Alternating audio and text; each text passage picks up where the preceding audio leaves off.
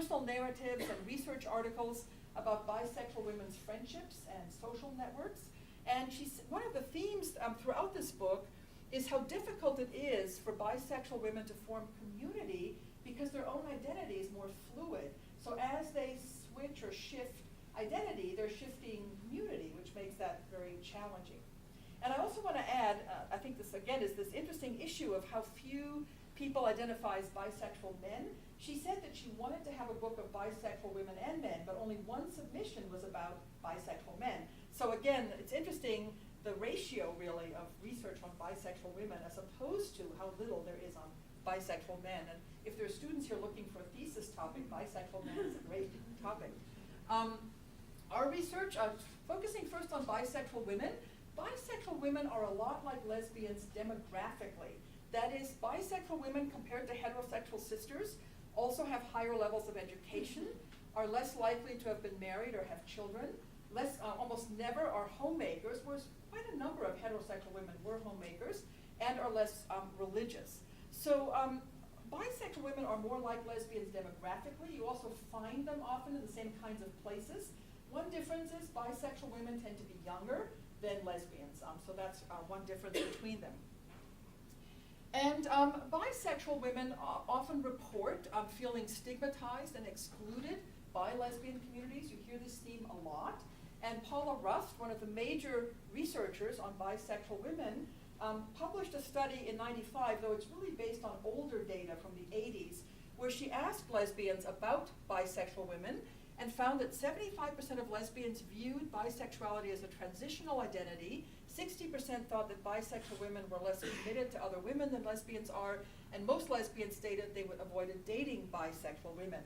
So you can see this sort of level of biphobia, that bisexual women are pretty accurate in their perceptions of what they see going on in the lesbian community. In terms of bisexual men, however, they are more like heterosexual men demographically. So our research found that bisexual men and their heterosexual brothers tended to have lower levels of education than gay men. They were currently married and had children, and less likely to be living in urban areas. So it's not surprising that social science researchers are not finding bisexual men through the usual LGBT internet sites, sources, newsletters, etc.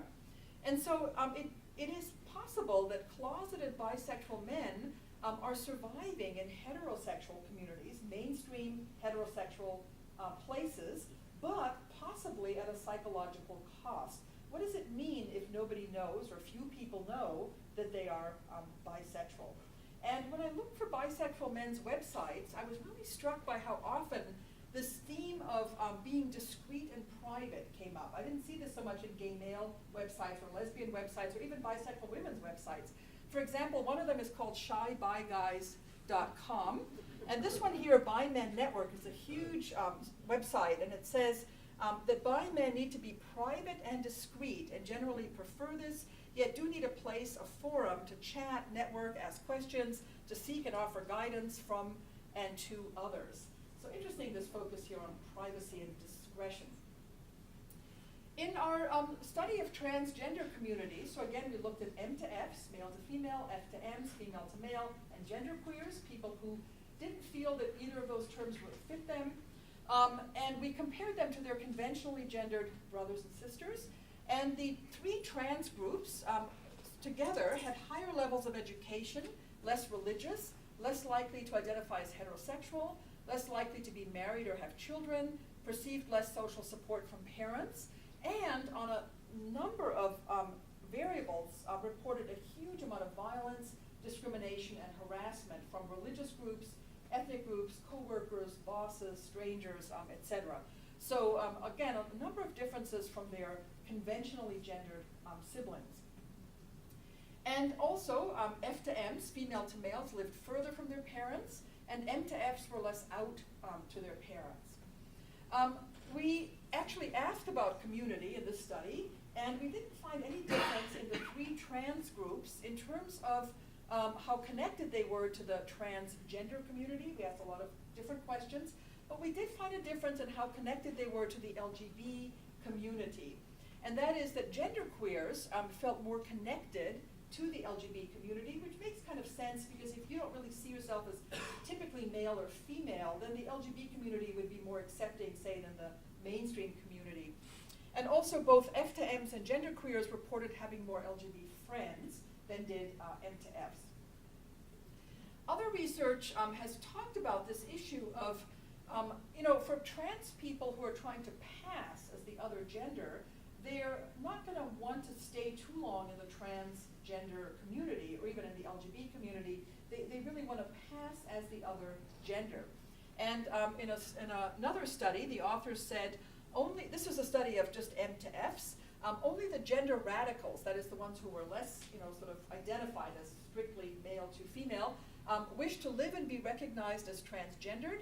Among transsexuals, which is how they define the sort of more strict M to Fs, because of the internalized identity by others as real women, it was most common to find an aspiration to be seen and identified by others as real women. Often after learning to pass and completing the transformation process, transsexuals dropped out of the transgender community and assumed their place as women in society. So again, here you sort of wonder, what is the emotional or psychological cost of living a life really trying to pass or passing?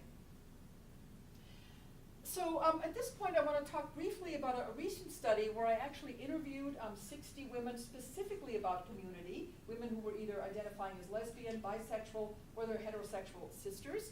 And about 1/3 were women of color. The age range was pretty good here, for 18 to 75, and it was pretty well distributed across decade. And because I could pay people, I had them sort of write me a brief email describing their community. And you can see I sort of picked a wide range of community: pagan, college student, SM, polyamorous, dog lovers, music, butch femme, any, whatever was new, to just get a sense of community. I also included women who said they had no community and women who felt their communities were rejecting or had disappeared or things like that. And I asked them, what does community mean to you? Who is in your community? How satisfied or dissatisfied are you? When you were going through hard times, how was the community there for you? And for lesbian and bisexual women, how out were they and how connected were they with the lesbian or bisexual communities? And I had very little trouble some of the themes that women brought up, kind of ranking from most common to least. A lot of people sort of focused on this issue of individual friends. I have coffee with this friend. Once a month I talk to this one on the phone. Each year I get together with this group of friends or alums or something, versus people who really seem to talk about organizations. And when I tried to pin them down about who in that group do they actually know or meet or hang out with, it wasn't always very clear. So they really had these virtual communities, the community on the internet or some group they were a part of. Many people mentioned support, wanting support, seeking support. Some people mentioned similarity, not necessarily demographic, but again, hobbies or political values. Fewer people mentioned the importance of physical proximity, living in a certain neighborhood, for example. And then I also want to bring up that since many of you work in colleges, you may not be so aware of the fact that colleges spend millions of dollars making sure that students are having a community. And because, first of all, they want students to get through and graduate, and the ones who are isolated will drop out.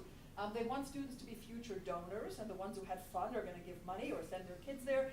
And so in many subtle and not so subtle ways, what happens in colleges, especially around this time of the year, is there are groups where people are bringing together the Muslim students, the Jewish students, the Christian students, the LGBT students, the Latino students, the African American students, the athletes, the chess players, the engineers, anything to get these students to find each other. And the deans of all these student groups, student life and whatever, are saying, my door is always open, come on in. And so a lot of money is put into this.